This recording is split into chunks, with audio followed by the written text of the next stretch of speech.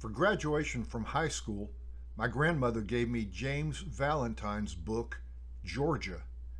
Inside she wrote, "Congratulations to Dan on his graduation from Westminster. May all your dreams come true. Love and best wishes always, from Winnie."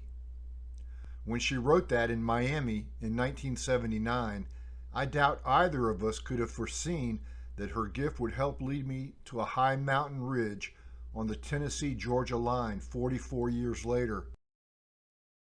What really started me on this journey was the about the cover notation on the flyleaf of that book. Ferns and yellow birch caressed in a canopy of summer fog on Flat Top Mountain, Cohutta Wilderness. When I saw that photo and read the cover blurb, I knew I had to see the Cohutta Wilderness for myself. I wanted to see those fern fields, and I would, especially in recent years.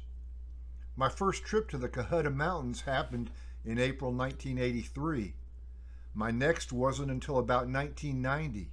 After that, I began visiting regularly right up until the present day.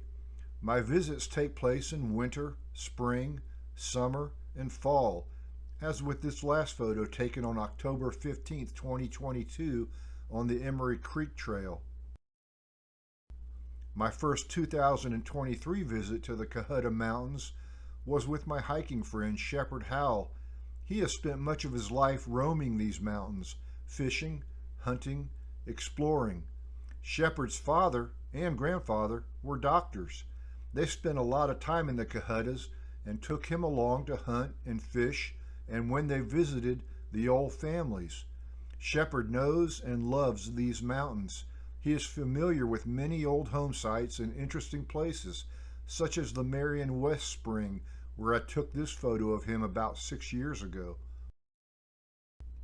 On February 8, Shepard and I decided to hike in the Big Frog Wilderness area on the Tennessee-Georgia line adjacent to the Cohutta Wilderness area. We drove a network of Forest Service roads from Cisco, Georgia to the Wolf Ridge Trail parking area.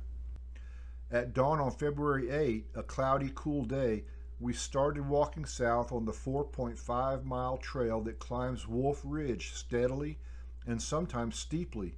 This trail has the greatest total climb in the combined wilderness areas at 2,500 feet, topping out at 4,200 feet on top of Big Frog Mountain. In places, Wolf Ridge Trail is overgrown and hard to follow, even in winter without leaves on most plants. It will be much harder to follow the trail after leaf out happens in May. About 3 miles into our hike, we climbed into the cloud deck. Pelted by cold rain and strong wind, we quickly became soaked and chilled. At mile 3.5, we halted to take stock of the situation. The remaining mile climbed steeply on a rocky ridgeline exposed to the wind. We elected to turn around, disappointed to have our outing cut short. And yet, the clouds and ground fog made the trip particularly wonderful. I stopped many times to take photographs that contrast so strongly with those taken on a sunny winter day. If not for the rain, I'd never have experienced that rugged, wild place in such memorable conditions. In a way, it all started with my grandmother's graduation present in 1979. Thank you, Winnie.